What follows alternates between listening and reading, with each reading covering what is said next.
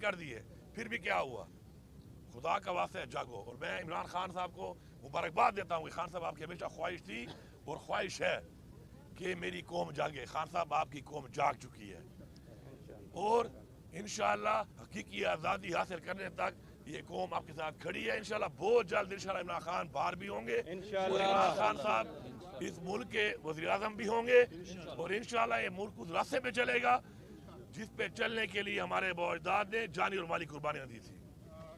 صاحب یہ بتائیے گا کہ جب سے آپ نے منصب سنبھالا ہے وزارت اعلیٰ کا، اس کے بعد آپ کی 2-3 ملاقاتیں ہوئی وزیر اعظم سے، جس پر عمران خان نے خاصی ناراضگی کا اظہار کیا کہ آپ کو ان کے ساتھ تصاویر نہیں بنانی چاہیے. اس کے بعد آپ کی ملاقات ہوئی خان صاحب سے، کیا اس پہ کوئی گفتگو ہوئی؟ دوسری بات یہ کہ اس وقت جو خان صاحب کی جو رہائی کی خبریں چلتی ہے، اس میں یہ بتایا جا رہا ہے کہ آپ کا مین کردار ہے اور میڈیشن کے لیے آپ کور کمانڈر سے بھی ملے اور دیگر لوگوں سے بھی آپ کی بات چیت چل رہی ہے، اس میں کیا صداقت ہے؟ پہلی بات تو یہ ہے کہ عمران صاحب اور خان صاحب کی کوئی ناراضگی نہیں ہے اس بات کے اوپر.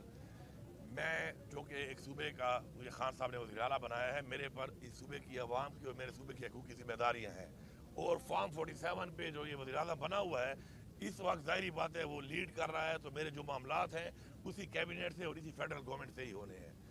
پہلی بات. دوسری بات جو آپ کر رہے ہیں کوئی مذاکرات کی یا میڈیشن کی، تو میں یہ کہوں گا کہ عمران خان صاحب نے خود بھی ہمیشہ کہا ایک بات، بارہا کہا کہ میں بات چیت کرنے کو تیار ہوں پاکستان کے لیے. انہوں نے یہ بھی کہا کہ اگر میری وجہ سے پاکستان کی ترقی ہوتی ہے میرے ہٹنے سے تو میں ہٹنے کو بھی تیار ہوں. اب آپ نے بار بار دیکھا کہ انہوں نے اپنی اسپیچز میں بار بار بتایا، قوم کو بتایا، اداروں کو بتایا، جو کنسرن لوگ ہیں ان کو بتایا.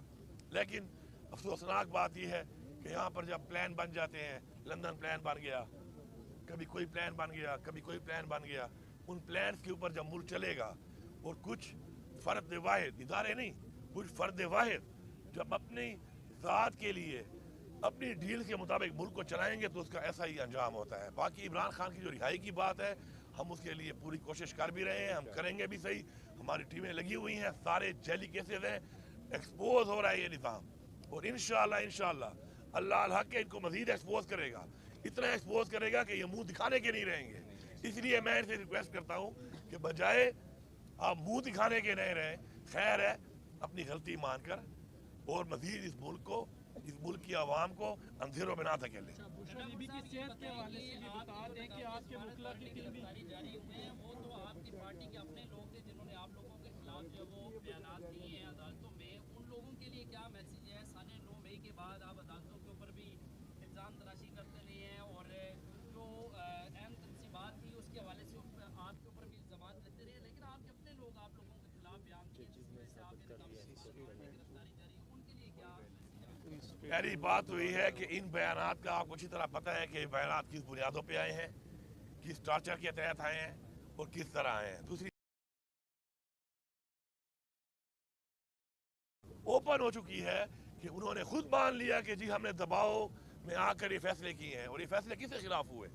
یہ تحریک انصاف کے خلاف ہوئے، یہ عمران خان کے خلاف ہوئے، یہ ہمارے ووٹر سپورٹر ہماری لیڈرشپ کے خلاف ہوئے.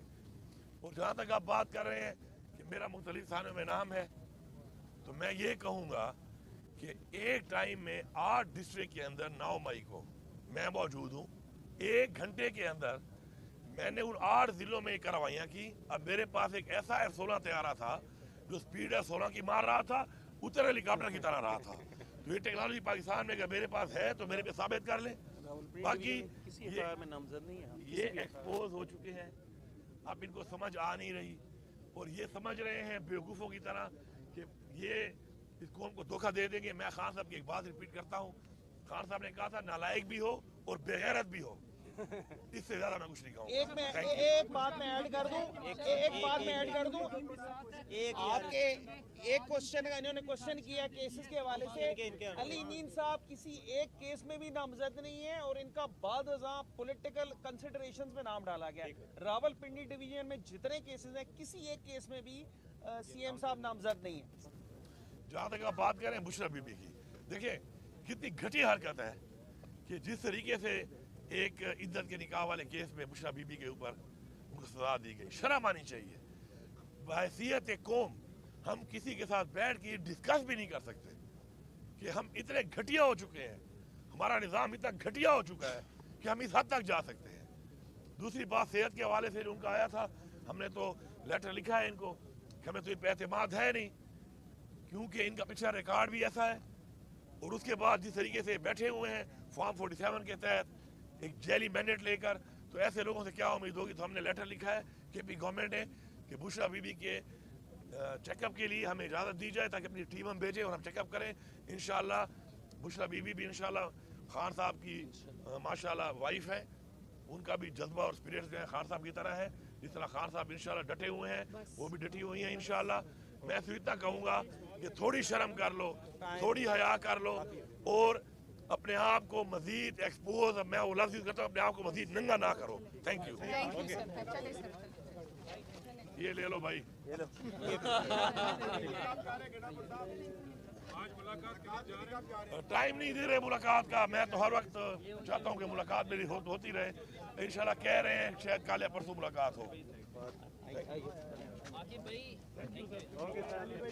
कर दिए फिर भी क्या हुआ, खुदा का वास्ता है जागो। और मैं इमरान खान साहब को मुबारकबाद देता हूँ कि खान साहब आपकी हमेशा ख्वाहिश थी और ख्वाहिश है कि मेरी कौम जागे। खान साहब आपकी कौम जाग चुकी है और इंशाल्लाह हकीकी आज़ादी हासिल करने तक ये कौम आपके साथ खड़ी है। इंशाल्लाह बहुत जल्द इंशाल्लाह इमरान खान बाहर भी होंगे और इमरान खान साहब इस मुल्क के वज़ीर आज़म भी होंगे और इंशाल्लाह ये मुल्क उस रास्ते पे चलेगा जिस पे चलने के लिए हमारे बाप-ओ-अजदाद ने जानी और माली कुर्बानियाँ दी थी।